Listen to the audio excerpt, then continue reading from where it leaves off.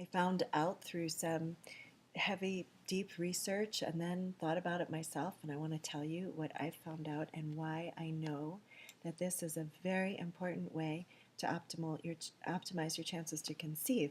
It's not just orgasm, but the specifics, the timing of the woman's orgasm, and in relation to the man's or in the insemination process. So I'm talking about this both for women who are doing at-home insemination, either single or with their partner, female or male, and I'm talking about this even for conception, what I call conception sex, which means you're actually having heterosexual sex with your partner, but with the intention to conceive, which should always be slightly different than any other way you're doing your sex, only meaning you have certain methods and protocols to follow that also, just to say in advance, can be done with a completely natural feeling. Here's one of them.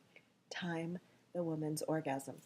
She can have as many at any time, but there's a specific time where we need her to have one or two or more.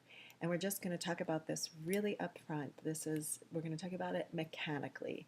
You can elaborate on it in terms of its excitement or arousal potential or erotic potential all yourselves or not. I'm going to talk about it as a mechanical fact that will optimize your TTC. So here we go.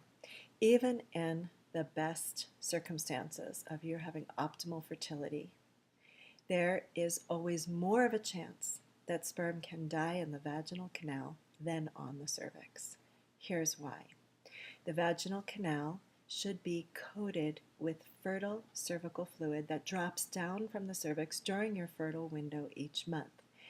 If it's not fully coated, if you haven't had enough of that fluid, if the semen happens to be ejaculated in an area of the vaginal canal that's not coated, that sperm could die on contact. There are specific circumstances, specific conditions that sperm can live in. There are specific conditions they die in and specific conditions that they will thrive in. So since we don't know what's going on in there or how strong the sperm is at any given moment, even if you've been tested for strength, things are going to vary. We can't track all the variables. We want to optimize. Optimal is sperm up against cervix. Highly optimal is sperm inside cervix as soon as possible. Orgasm is one way to help us enhance the chances by a long shot that the sperm are going to get up into the cervix and fast. If you have fertile cervical fluid coming from the inside of your cervix, coming from the crypts, the glands of the cervix that make the fluid are up there.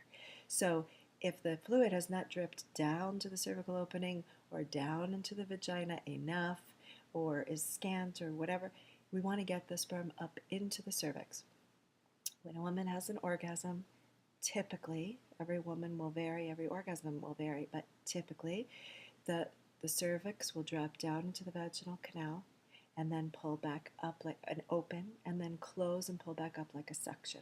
So basically what you're doing with your orgasms, you're operating the suction effect of the cervix to suck the sperm into the cervix. That's where by far they will have the best chance to survive.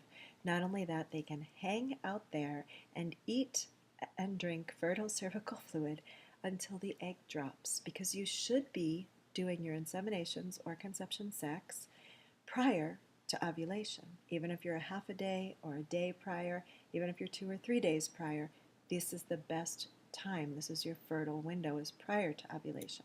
So getting them into the cervix is the best chance that they will survive.